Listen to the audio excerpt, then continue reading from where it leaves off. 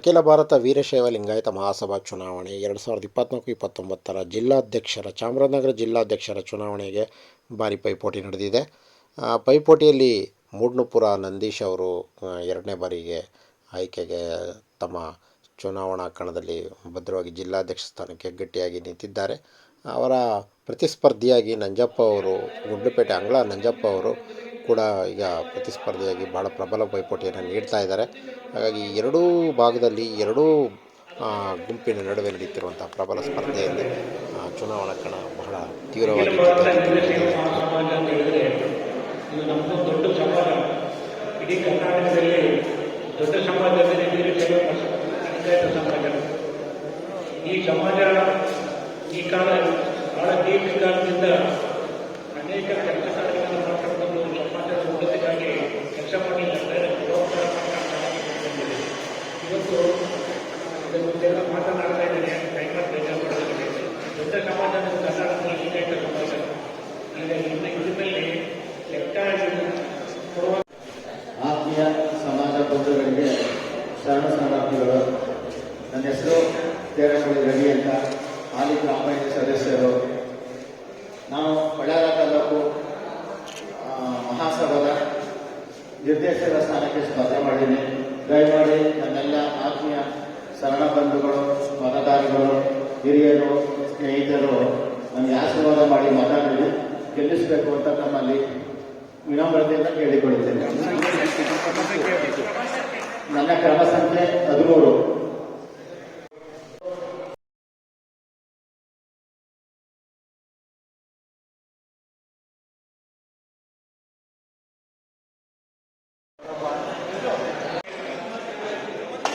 ಕ್ರಮ ಸಂಖ್ಯೆ 3, 7, 14, 14.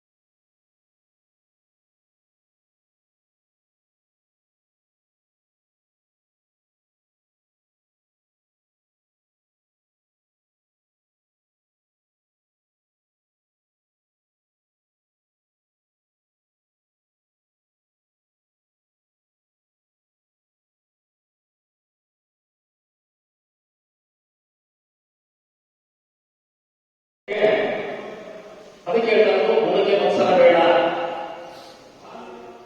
ನೀವು ಏನ್ ವಿಚಾರ ಯಾವುದೋ ವಿಚಾರ ಹೇಳ್ತೀರಿ.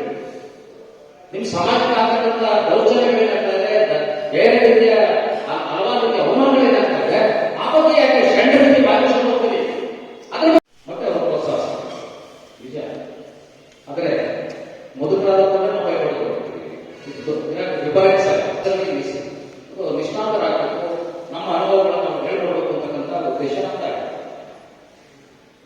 ನಾನು ಪ್ರತಿ ವ್ಯಕ್ತಿಗಳು ಕೂಡ ಸಾಕಷ್ಟು ವಿಚಾರಗಳನ್ನು ಗಮನಿಸ್ತಾ ಇದ್ದೀನಿ. ಬಹುಶಃ ಇದೇ ರೀತಿ ನಮ್ಮ ಸಮಾಜದಲ್ಲಿ ಇಂಥ ಒಂದು ಪರಿಸ್ಥಿತಿ ಇದೆ, ದುಸ್ಥಿತಿ ಇದೆ, ಇದನ್ನು ಎಣ್ಣೆ ಮಾಡಬೇಕು ಅಂತ ಜನ ಇವತ್ತು ನಮ್ಮ ವೀರಶೈವ ಮಹಾಸಭಾದ ಬಂಧುಗಳು ಅನೇಕ ಜನ ತಾವೇ ಸಹ ವಾಹನಗಳಿಗೆ ಚುನಾವಣಾ ಪ್ರಚಾರದಲ್ಲಿ ತೊಡಗಿಸಿದ್ದಾರೆ. ತಾವೆಲ್ಲ ನಮ್ಮ ಹಿರಿಯರಿಗೆ ಅಂತ ಇಷ್ಟೇ. ಯಾಕಂದ್ರೆ ಈಗಾಗಲೇ ಹಿರಿಯರು ಅನೇಕ ಹಿರಿಯರು ಸಮಾಜ ಕೆಲಸ ಮಾಡಿದ್ದಾರೆ. ಬಟ್ ಇವತ್ತಿನ ದಿನದಲ್ಲಿ ನಮ್ಮ ಸಮಾಜ ನಾವು ಬಹುಶಃ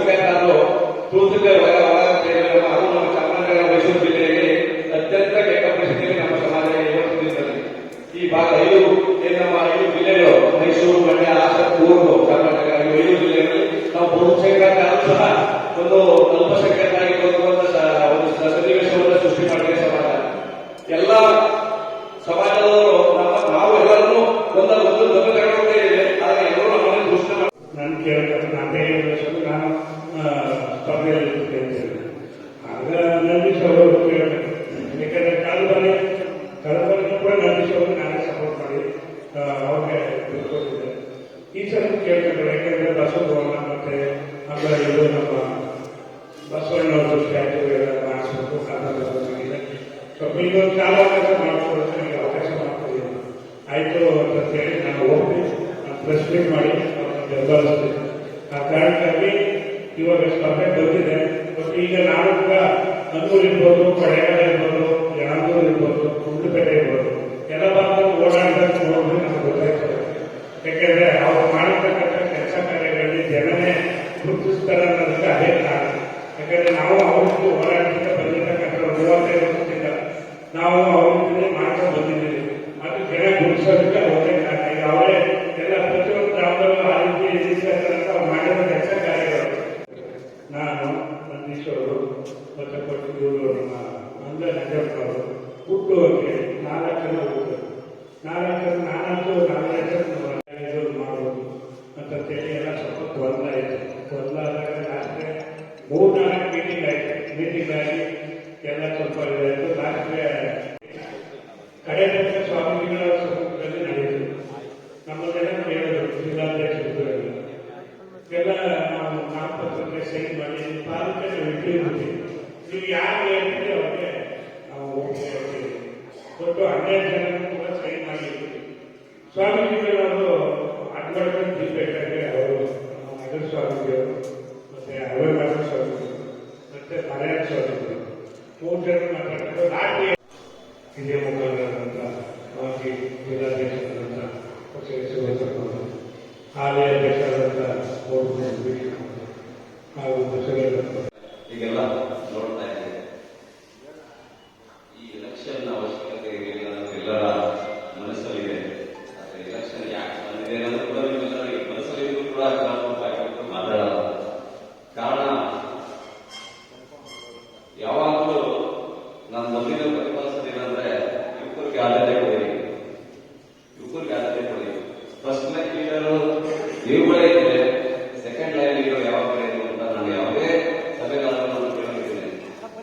ಯಾಕಂದ್ರೆ ಈಗಾಗಲೇ ನೀವು ಒಂದು 5-10 ವರ್ಷಗಳಿಂದ ನೋಡ್ತಾ ಇದ್ದೀವಿ.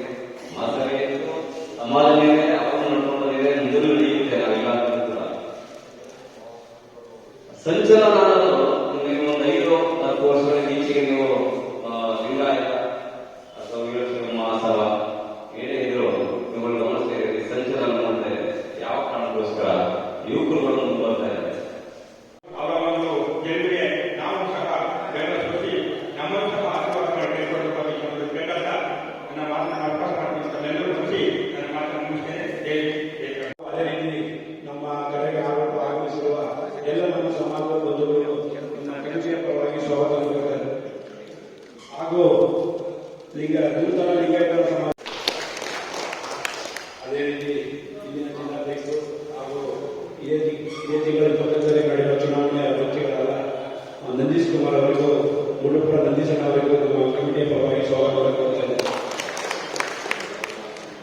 ಹಾಗೂ ನಮ್ಮ ಜಿಲ್ಲೆಯ ಹಿರಿಯ ಮುಖಂಡರಾದ ಹಾಲು ನಂದೂರಿದ್ದಾರೆ, ಅವರಿಗೂ ನಮ್ಮ ಕಮಿಟಿಯ ಪರವಾಗಿ ಸ್ವಾಗತ ಕೋರುತ್ತೇನೆ.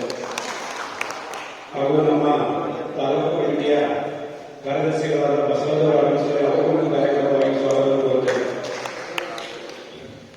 ಹಾಗೂ ಉಪಾಧ್ಯಕ್ಷ